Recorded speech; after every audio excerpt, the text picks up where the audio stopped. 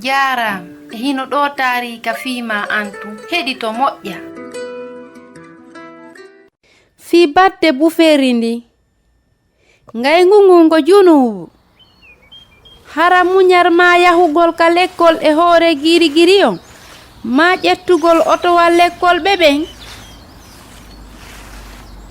Hannatu e Likasi no wuuri ka pelle wonɗe e ndi leydi Suwisi.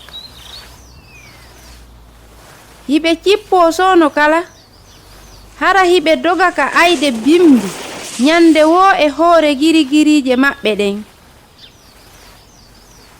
Kono ɓe fof ɓe wawata yaadude. Ko honɗum waɗi ɓe? On say ɗum hewti talata. Likasi yiɗano ɗum.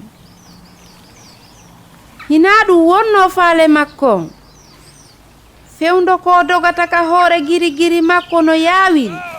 O hawri e Hannatu. Ɓe fof ɓe yani ka nder ngayka. Andudu, ara watta doy har hoore ma nden jogaaki gite. Hannatu mi tewaki. Habbo mi wallitoma. Tertolam, miɗo wawi immanade hoore am.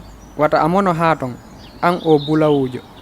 Hari himo janga ha feƴƴiti. Awa kadi defte ɗen no ɓuuɓi. Hannatu hewti ka lekkol tawi laawike. Hannatu, ko honɗum waɗi? Ko Likasi boni, o duñan ka gayka. On say o dogi, o accimmi ɗon min tun. Fowno ninsi fii Hannatu. Hiɓe ndaarida Likasi e nder tikkere. Goto anda wonde Hannatu ka nder ɓernde makko no bonani Likasi. Hari ɓe fof hiɓe takko makko kanko lekkol jolabaɗo on ka duɗal. O jogaaki nene. Yimɓe ɓen no ndaarude ka yaasi kono Allah no yiwde ɓernde maɓɓe nden. Hawa joltu ka yewti Hannatu e Likasi wondema ngay ngungun ko junubu. Kono goto e maɓɓe faalanoka adagol. Kono muradu ndum ɓurtiri bonde. Ka setto ɓawto yosugol pelle ɗen. Likasi fotti e Dana. Hari on no fijira ñaariwum makko kunka fellongon tellitiɗon. Ko honɗum wonɗa huwude? Miɗo tettande Hannatu piindi. Hino moƴƴani Hannatu. Nene goto ma on no faaɗi hakkil. Likasi ƴetti leggal safran Dana ngal. O piitingal ka leydi. O yaaɓi. Mi haranay bemma. O woye a waɗata ɗum. Likasi ƴetti ñaariwum Dana kun.